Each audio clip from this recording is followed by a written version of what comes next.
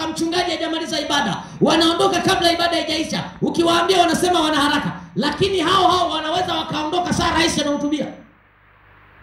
Kwa maana hiyo, kati ya rais na ufalme wa Mungu nani aliye mkuu?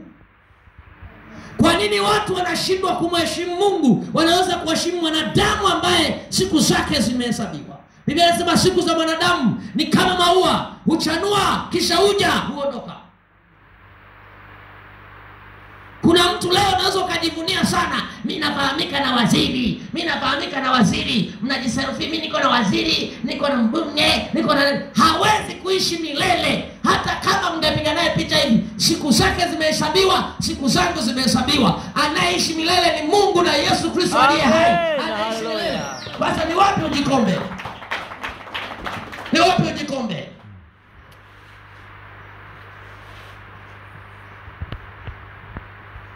Ufalme wa duniani una mwisho.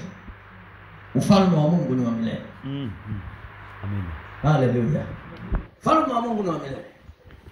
Na huu hauna mwisho. Bora ujikombe kwa Mungu. Ndio maana lazima ukae. Ukiwa ibadani lazima ukae. Lazima uabudu. Lazima utulie. Na ndio maana nikawaambia, ukiwa ibadani na simu yako, mpe Mungu hayo masaa mawili, masaa mangapi? Hebu jitahidi kutokuwa bize saa ya muujiza wa ibada. Lakini kuna watu dakika 2 kakaa kwenye kiti ni kama anasikilizia gururu, hata kufanya hivi afanye.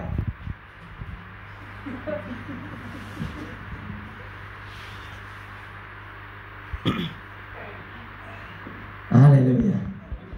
Sasa msimwangalie jamani katibu anafanya mambo hapa ili tule. Asipotoka, hapo watu wenyewe ni wagumu. Kuna vitu alituambia tufanye hatujafanya. Kwa hiyo inabidi apambane kuwafuatilia. Au unazungumza uongo. Haleluya. Amen. Jina. Nenda katengeneze brand ya jina lako. Mimi ndio ana nani? Mimi ndio Sabina. Wow. Unatengeneza mpaka na muondoko wako. Sabina huwa anatembea. Huyo nani? Sabina.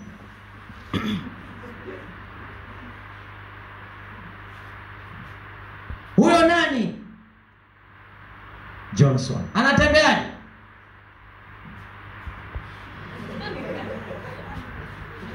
Huyo ni nani? Ni Johnson. Katengeneze mwendo ambao utasababisha watu wakutafute. Kwani hapa tunapotembea kimarekani, oya wanangu, tunatembea tunaiga mwendo wa mtu mmoja. Kwani nyinyi mnaovaa milegesho hapa sasa hivi na mpo hapa, mlegesho umetoa wapi? Si tumepoa kwa mtu mmoja. Mbona sisi za kwetu tumefunga vizuri kiunoni? Za kwetu ziko hapa.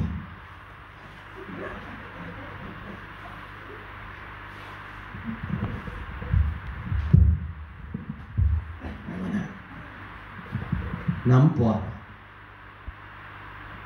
Alafu mbaya zaidi, hii ya huku inayoonekana haijafuliwa, chafu.